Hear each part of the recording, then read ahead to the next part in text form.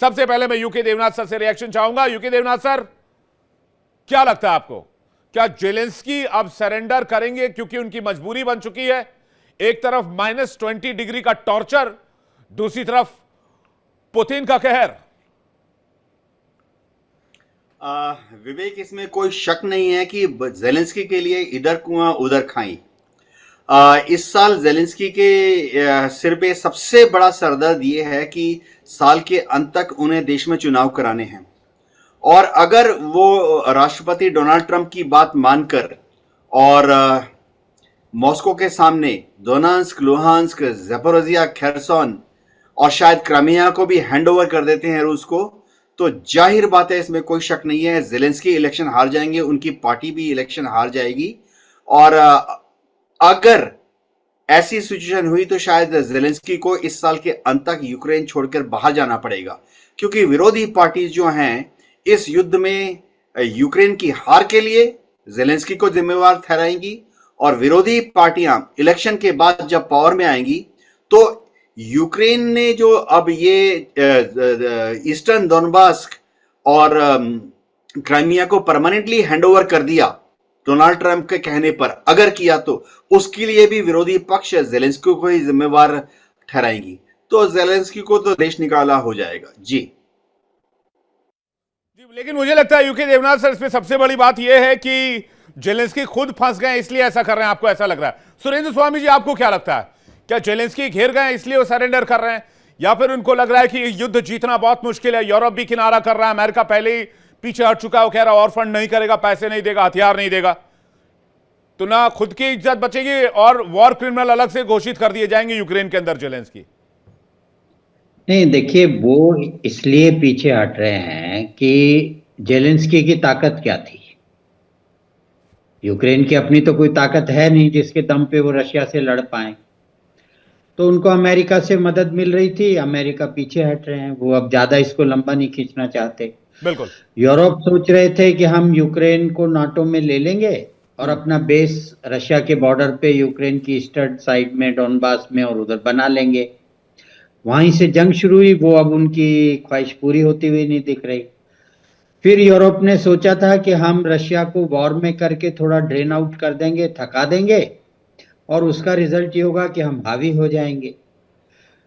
तो अब सब तरफ से यूरोप को भी समझ में आ रहा है कि भाई रशिया 4 साल अकेला लड़ लिया पूरे यूरोप और अमेरिका से, तो इतनी जल्दी तो वो हार मानने वाला है नहीं। बिल्कुल। अमेरिका को भी लग रहा है कि अब इस लड़ाई को हम कितना खींचेंगे, इतना पैसा उनका भी लग रहा है, चाहे वो मदद कर रहे हैं लोन के रूप में। तो ट्रंप की तो बिल्कुल सिंपल नीति है कि भाई यूक्रेन में समझौता हो जाए, रिकंस्ट्रक्शन के नाम पे अमेरिका वहां पे पहुंच जाए, और जितने भी मिनरल्स और दूसरे जो एलिमेंट्स हैं उन पे उनका वो अपना उसमें मदद के नाम पे वहां पे अपना बिजनेस शुरू कर दें।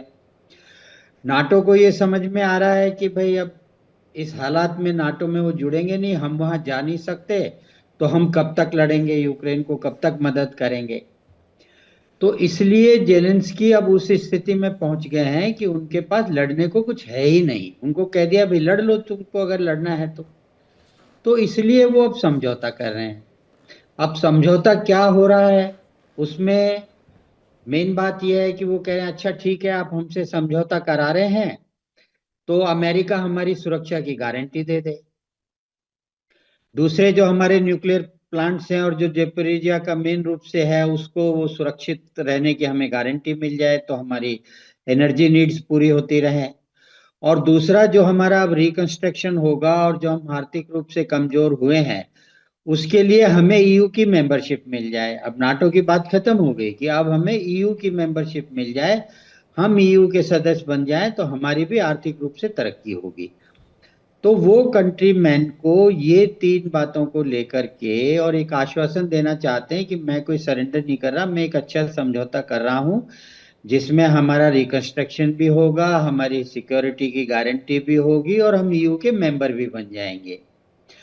तो ये तो उनका पोर्शन है। जो रशिया है, अब उसने इतनी लड़ाई लड़ी है, इतना नुकसान सहा है और उसको हमेशा डर है यूक्रेन के ईस्टर्न बॉर्डर से, तो वो चाहता है कि मुझे डोनबास का एरिया मिल जाए। डोनबास का एरिया आपको मालूम है इंडस्ट्रियली डेवलप्ड एरिया है, वहाँ पे फार्मलैंड भी बहुत है, रिवर नेटवर्क भी बहुत है। फिर वो क्रीमिया से लिंक्ड है, क्रीमिया पे ऑलरेडी वो कब्जा करके बैठे हुए हैं, तो उसको ले लेंगे। और फिर एक जो उनका एक उनकी डिमांड को जो जस्टिफाई करने का कारण है वो ये कि वहाँ मोस्टली रशियन स्पीकिंग लोग हैं। तो डोनबास में करीब उस एरिया में रीजन में करीब 5,000 स्क्वायर किलोमीटर का एरिया जो है वो अभी रशियन फोर्सेस के कब्जे में है। तो अब ये सब दोनों तरफ की स्थिति है। और चूंकि जेलेंस्की ने कह दिया है कि भाई हम ये जो 1,000 पेज का एक एग्रीमेंट जो प्रपोज किया गया है तो जी। मैं उसके लिए रेडी हूँ। और वो अगर 1 तारीख की मीटिंग में उस पर अप्रूवल हो जाता है, उसके बाद अमेरिका उसको अप्रूव कर देंगे मतलब और उधर मतलब ये यूरोप विकल्प कर सारे देगा। और खत्म हो वो गए, सब जेलेंस्की के तर्कश में जितने तीर थे वो बस सारे आउट हो अब गए। वो लड़ने की स्थिति में नहीं है। हाँ, वो सारे तीर खत्म हो गए। ग्रुप कैप्टन आशीष जी, क्या कहेंगे आप? सर ने बताया जिस लेवल पे जेलेंस्की आज से 3 साल पहले थे, जब उन्हें लग रहा था 4 साल पहले ये लड़ाई शुरू हुई थी और उनको उस समय ये लग रहा था कि बहुत ज़्यादा इंटरनेशनल सपोर्ट गार्नर कर लेंगे। उस समय अमेरिका की एडमिनिस्ट्रेशन काफ़ी उनके सपोर्ट में थी रशिया को न्यूट्रलाइज करने के लिए। नाटो ठीक ठाक स्ट्रक्चर में था, लेकिन पिछले 1 सालों में स्थिति बहुत बदल गई। आउटराइटली यूएस प्रेसिडेंट ने बोला that he has no interest out of this war, तो हम इतनी दूर जाके क्यों सपोर्ट करें, what will we gain out of Ukraine. उसके साथ उन्होंने नाटो को क्लियरली बोल दिया कि हम आपके साथ बहुत ज़्यादा अलायंस नहीं रख सकते, हमारा खर्चा क्यों हो, नाटो हमारे लिए क्या करता है। तो ये बातें यूक्रेनियन प्रीमियर को, जो कि एक सीजन्ड पॉलिटिशियन नहीं है, आप सबको पता है उनका बैकग्राउंड, तो उनकी फोरसाइट या उनकी understanding of international balance of power मुझे नहीं मालूम कितनी डीप है, लेकिन उन्होंने जिस तरह की स्टबर्ननेस दिखाई थी शुरू में कि हम इन्हीं मुद्दों पे बात नहीं करेंगे, I will access no land to Russia, जो अनरियलिस्टिक था। जैसा कि सर ने बोला ना, 2014 में क्रीमिया को एनेक्स कर चुका है रशिया। यूनाइटेड नेशंस के मानने नहीं मानने से क्या होता है, फैक्ट है कि क्रीमिया को रशिया एडमिनिस्ट्रेट कर रहा है, वहां के सारे लोगों पे उनकी चलती है, बजट उनका होता है, they are virtually running Crimea. तो क्रीमिया को नहीं देंगे, या वो जो 4-5 हजार किलोमीटर अभी जो रशियन फोर्सेस अंदर घुसी हुई हैं, कुछ जगहों पे यूक्रेन भी अपने ईस्टर्न बॉर्डर में रशिया के अंदर है, कुछ इलाकों में स्पेसिफाइड नहीं है अभी, तो उसमें एक गिव एंड टेक की बातें चल रही थी। लेकिन ये कहना कि हम बात ही नहीं करेंगे, कोई भी इंच ऑफ लैंड नहीं देंगे, रशिया क्या एम कर रहा है? 70-80% of Russia is extremely cold. 6 महीने वहां कुछ नहीं होता है, वो अपना 40-50 साल आगे का फ्यूचर देख रहे हैं। They want to access some more land out of Ukraine, they want to have a hot water port to them, 2 हैं 3 हैं, एक और चाहिए उनको, एक एक्सेस रूट चाहिए जहां 12 महीने आवाजाही हो सकती है पानी के थ्रू। तो वो अपना फ्यूचर सेफगार्ड करने के लिए एक पर्पस पे एग्रेशन किया हुआ है यूक्रेन पे। यूक्रेन के पास ऐसा कुछ भी, सॉरी आप कुछ कह रहे थे? नहीं, आपने कहा कि यूक्रेन के पास, अच्छा मैं इसमें एक और सवाल जल्दी से ऐड कर देता हूं, फिर आप पूरा कर लीजिएगा। यही काम जेलेंस्की 2 साल पहले कर लेते, नुकसान कम होता। उनको लगा कि ताउम्र यूरोप अमेरिका फंड करते रहेंगे, हम जंग लड़ते रहेंगे। जी एग्जैक्टली, उन्होंने इंटरनेशनल बैलेंस ऑफ पावर के डायनामिक्स को रीड नहीं करा। उनको नहीं पता था कि यूएसए में एक ऐसा प्रेसिडेंट आ जाएगा जिसका कोई भी सीआईए की इनपुट, कोई भी होम डिपार्टमेंट, कोई भी फॉरेन डिपार्टमेंट उनको कुछ भी इनपुट देते हैं, he does not believe, he takes his own calls. US president के पर्सनल इंटरेस्ट हैं रशियन इकोनॉमी में, उनके पर्सनल सीक्रेट्स हैं रशिया के पास। लास्ट इलेक्शन जो उन्होंने लूज किया था, उसके बाद बाइडेन एडमिनिस्ट्रेशन ने कुछ ऐसी इनपुट्स शेयर नहीं की, लेकिन कहीं ना कहीं रशिया को मालूम है कि क्या उन्होंने बैकडोर से कुछ काम किया था ट्रंप के लिए। तो Trump has lot of interest in Russia. वो इंटरनेशनल फोरम पे कुछ भी इनिशियली बोल रहे थे, उन्होंने टेक ओवर करने से ठीक पहले बोला था कि अगर मैं प्रेसिडेंट बन गया तो मैं 1 दिन में रशिया यूक्रेन सॉल्व कर दूंगा। तो इसी तरह जेलेंस्की साहब ने भी सोच रखा था कि नाटो इवेंचुअली उनको हेल्प करता रहेगा। नाटो क्या कर रहा है? नाटो उनको हेल्प के रूप में अपने पुराने वॉरहेड्स दे देता है, अपना जंक यार्ड क्लियर कर देता है, और एक्चुअल में उनके पास अब है क्या कि वो यूक्रेन को, Russia is a very robust army. वो अभी देखिए ये जो लेटेस्ट अटैक हो रहे हैं, उनको भी कहीं ना कहीं ये पता है विवेक कि in the coming days, may be by mid of this year, कुछ न कुछ सीज फायर या रीडिफाइनिंग ऑफ दी बॉर्डर्स, जहां तक हम रिट्रीट करेंगे, कितना हम रख लेंगे। इसलिए वो चाहते हैं कि जितना अंदर घुस सकें, जितना डैमेज कर सके। ये ट्रेन पे जो हमला हुआ है, वो यूक्रेन और वेस्टर्न मीडिया कह सकती है कि ये तो बारबैरिक है और ये गलत हो गया। उस ट्रेन में जो चीजें जाती हैं सिविल ट्रेन में, ये एक नॉर्मल टैक्टिक्स होता है किसी भी कंट्री का, इंक्लूडिंग चाइना, कि वो अपना मिलिट्री हार्डवेयर भी लेफ्ट राइट, इधर कभी हॉस्पिटल्स में काम हो रहे होते हैं मिलिट्री के, कभी ट्रेनों में जिसमें लगता है कि यात्री जा रहे हैं उसमें गोला बारूद शिफ्ट किया जा रहा होता है। अच्छी खासी पेनिट्रेशन है रशिया की यूक्रेन के अंदर intelligence, except that one attack जो कि यूक्रेन ने रशियन 4-5 एयर बेसिस पे एक बार किया था, जिसमें उन्होंने 1-1.5 साल की प्रिपरेशन करके बहुत मेजर रशियन सूट सीरीज के एयरक्राफ्ट को डिस्ट्रॉय किया, उनके 4-5 बेसिस को एक ही गो में, जो कि 3-4 हजार किलोमीटर रशिया के अंदर था। उस समय तक की सारी war Russian Ukraine face to face borders पे हो रही थी, बट यूक्रेन ने एक अटैक किया जिससे काफी डायमेंशंस चेंज हुए। Russia was under huge pressure कि ये 3000 किलोमीटर अंदर जाके ड्रोन्स का, ट्रक्स का पूरा बैराज ले जाके वहां प्लांट किया। इसका मतलब कि कुछ रशियंस भी कॉम्प्रोमाइज हुए थे। ये जो मिलिट्री का उनका टॉर्चर वाला वीडियोस रिलीज हुआ है ना, ये एक प्लान के तहत रिलीज किया जाता है, ये बताने के लिए कि हमारे अंदर अगर कोई जयचंद है तो उनको ये ट्रीटमेंट दिया जाएगा, because Russian Putin was very upset. एक और हमला मुझे याद है आशीष जी, जिसमें कामिकाजी सी ड्रोन का इस्तेमाल किया था और रशियन ऑयल टैंकर को सिंक कर दिया था। उस पर भी बहुत बवाल मचा था और उस पर भी यूक्रेन ने, रशिया ने कहा था कि ये आतंकवादी हमला है, टेररिस्ट एक्ट है, इसका हम बदला जरूर लेंगे। तो ये जो चेंज ऑफ स्टांस अभी दिख रहा है जेलेंस्की का, एक तो उनपे पर्सनल थ्रेट है फ्रॉम रशिया, उन पे पर्सनल थ्रेट है from his own people also, क्योंकि अब वो समझ चुके हैं कि ये सिर्फ एक showcase, he is a media person, he is a stage guy, तो उसको पता है कि पब्लिक को कैसे मैनिपुलेट करना है और अपनी बनाए रखने हैं एक पोजीशन। लेकिन अब उनको लग रहा है कि he is virtually losing the war, इसलिए बेटर है कि कुछ एरियाज को शायद, लेकिन ये इतना आसान नहीं होने वाला Vivek, because Russian demands to keep Crimea and get it legitimized through United Nations और through a informal world declaration की रशिया का पार्ट हो गया क्रीमिया, और एक एटलीस्ट हॉट वाटर पोर्ट, वो उसके बिना नहीं मानेंगे। प्लस जितने अंदर रशियन गए हुए हैं यूक्रेन में, उसका काफी लैंड वो रखना चाहेंगे because of their future requirements for future economic growth of Russia. ये इतना आसान नहीं होने वाला है। वो कह रहे हैं हम बातचीत के लिए तैयार, ये कहेंगे आप मेरी शर्त मानो तभी हम बातचीत करेंगे, तो ये मामला फंसता दिख रहा है। लेकिन पुतिन बहुत स्मार्ट हैं, वो अभी -20-30 डिग्री टेम्परेचर है यूक्रेन में और उन्होंने पूरा एनर्जी सेक्टर तबाह किया हुआ है और इसकी वजह से वहां के लोग बहुत मुश्किल में जीवन गुजार रहे। कोई लकड़ी जलाकर किसी तरह से घर को गर्म कर रहा है और किसी तरह से वो दिन गुजार रहे हैं, और ऐसे इस समय में वो पब्लिक रिपेयर नहीं कर पाएंगे। इस समय जो डैमेजेस हुए हैं वो रिपेयर नहीं हो पाएंगे। बिल्कुल, और पब्लिक प्रेशर भी बहुत बढ़ रहा है यूक्रेन की तरफ से कि भाई आप इस युद्ध को बंद कराओ, आपने ना तो खुद युद्ध जीता और ना ही युद्ध हमने जीतने दिया। मलिक साहब इस पर क्या कहेंगे? जी विवेक जी, सभी दर्शकों को नमस्कार। देखिए आज की स्थिति में जो है कि जेलेंस्की आज की स्थिति में संधि करने के लिए यानी एग्री होने के लिए मजबूर हैं। जैसे कि पहले के वक्ताओं ने कहा, उसके कारण है। देखिए जेलेंस्की एक सीजन पॉलिटिशियन तो है नहीं, वो बैठाए गए थे बाइडेन प्रशासन के द्वारा, और बाइडेन प्रशासन का ही काम था कि इस युद्ध को आगे भड़काना और आगे ये सारी चीजें उनको सपोर्ट करना, सपोर्ट देने के बहाने उनको अपने पुराने हथियार बेचना, या फिर हथियार जो अंडर ट्रायल है, जिनका ट्रायल है ना, वो सारे इन्होंने ट्रायल किए, इंक्लूडिंग नेटो, इंक्लूडिंग यूरोप के और भी जो नेटो से कंट्री 2-4 बाहर हैं, और अमेरिका, सब का सब अपने रिसोर्सेज जो पुराने हथियार और पुराने ट्रायल बेस सब उन्होंने यहाँ झोंका। इसके अलावा जेलेंस्की तैयार थे, जेलेंस्की बहुत खुश थे कि उनको डॉलर्स मिल रहे थे। जेलेंस्की को बीच में ऐसा लग रहा था कि जैसे जैसे उनको युद्ध जारी रखने में उनको बड़ी खुशी हो रही है, क्योंकि उनको पीछे से बैकअप के तौर पर डॉलर मिल रहे थे, और देखिए बिलियंस ऑफ डॉलर्स उनको मिले भी हैं, इसमें कोई शक नहीं है। बीच में देखिए अभी घटनाओं की कैसे टर्न लिया इंटरनेशनल में।